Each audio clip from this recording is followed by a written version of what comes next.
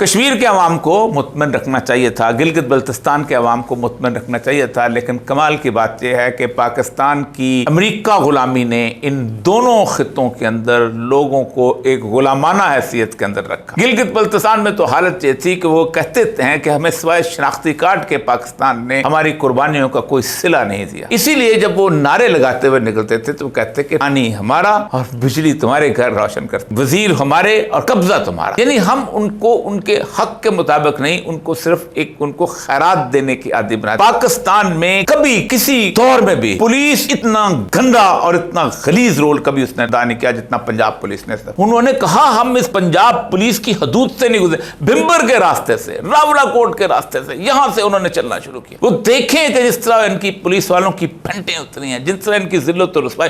मैं अक्सर कहा करता था कि जिस दिन SHO के डंडे को कोई शख्स यूं हाथ पकड़ लेता है, SHO की ताकत खत्म हो जाती है।